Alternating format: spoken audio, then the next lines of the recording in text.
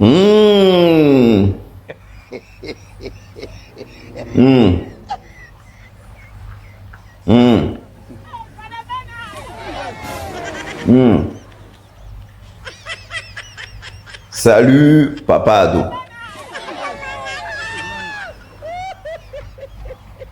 C'est ton fils.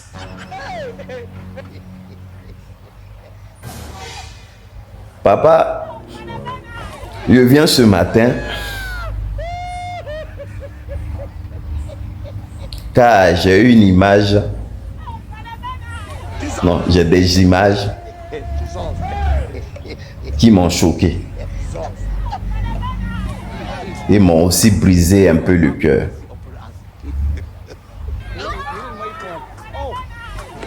Mais papa, avant de te montrer les images là,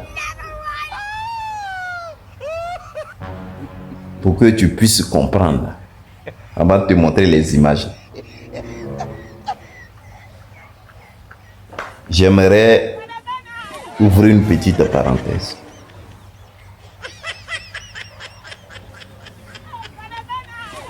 Il y a un proverbe qui dit, ou dans la vie courante,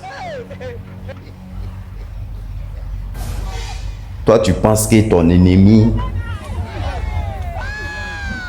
il est dehors. Alors que lui-même qui va te faire mal, là, il est à côté de toi. Mais sans que tu t'en rends compte. C'est-à-dire, au moment où tu vas t'en rendre compte, là, c'est déjà fini, c'est déjà trop tard.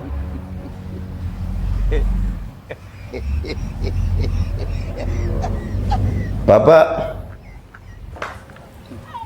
je te laisse regarder cette image. Parce que souvent vous avez des réactions bizarres. Mais je pense que cette image-là, ça va te réveiller un peu.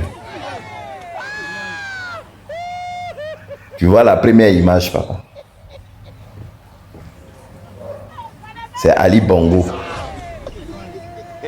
avec son général. Tu regardes bien l'image. C'est le papa Ali Bongo même, avec ce jeune général derrière.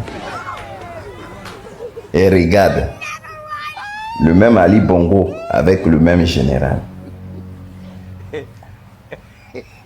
Et c'est le général là qui est devenu président. Alors que moi, ça ne me regarde pas, hein, histoire de Gabon. Je prends un peu la genèse des choses pour que tu puisses comprendre. Alors que les gens ont connu comment Ali Bongo gérait, est-ce que quelqu'un pouvait sortir au Gabon? Non. Si tu sortais au Gabon, toi-même tu connaissais ta douleur. Comment ça allait finir? Papa, moi j'aimerais en venir où?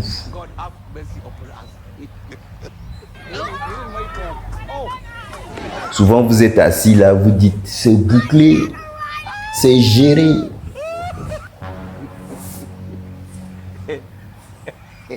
L'opposition va passer où pour faire quelque chose?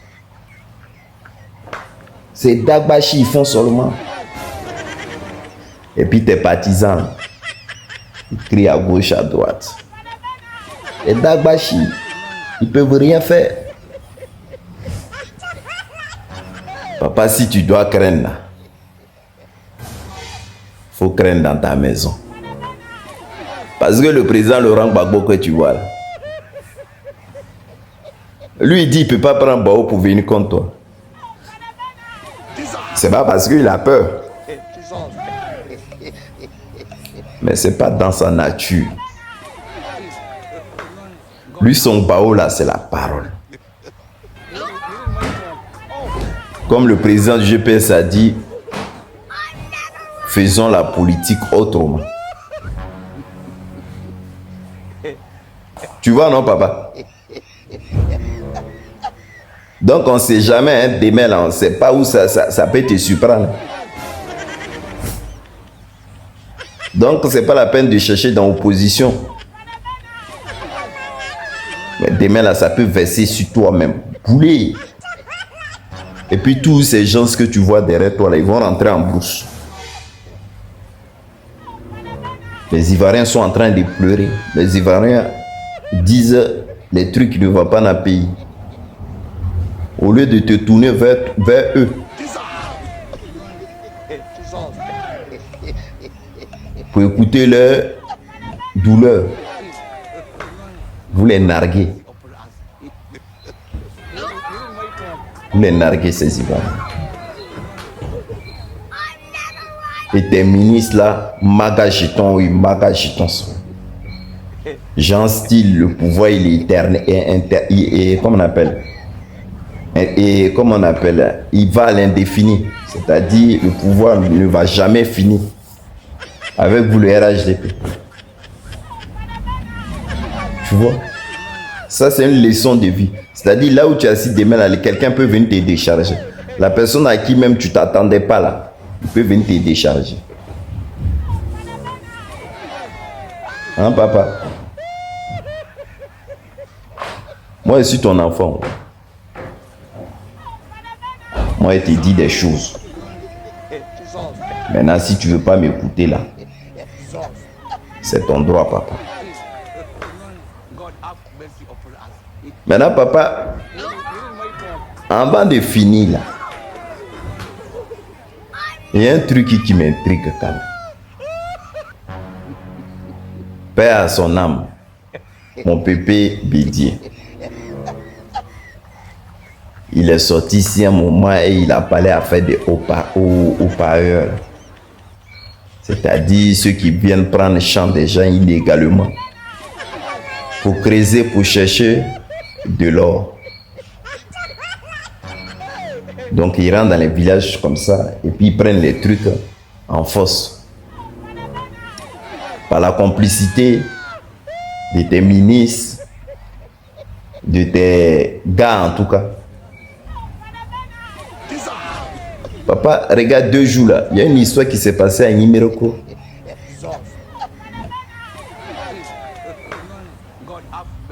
Où les villageois sont sortis, ils disent non que eux ils ne se laisseront pas faire. Parce que les gens là veulent prendre leur terre en prix, c'est-à-dire sans discussion. Donc les gens sont sortis. Eux disent qu'ils ne sont pas d'accord. Comment une terre de quelqu'un, au lieu de venir voir et discuter avec lui s'il veut te donner ou pas, vous voulez tout prendre en prix. Et puis pour faire quoi? Pour creuser de l'or. L'or là, mais ils ne vont pas profiter. C'est dans le pays là on est. C'est-à-dire, celui qui se lève, il fait ce qu'il veut. Et puis sans problème.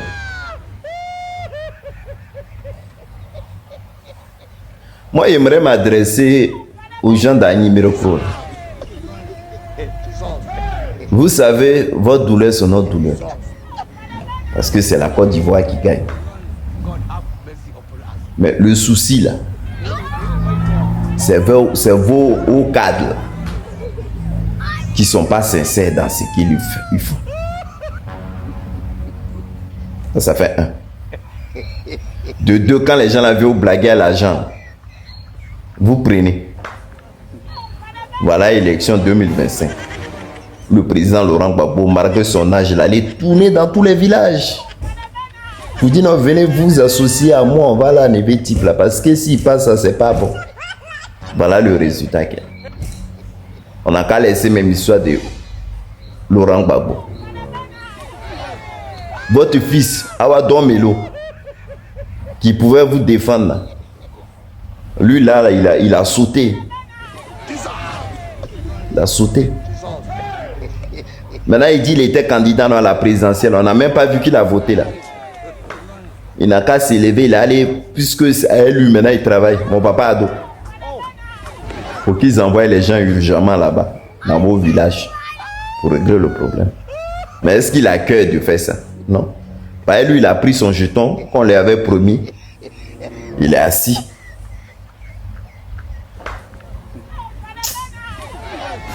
Quand tu regardes ça là même, ton cœur est chaud, tu es découragé. Bon, papa, c'était une petite parenthèse. Je voulais te faire un coucou. Passe une bonne journée. Bisous.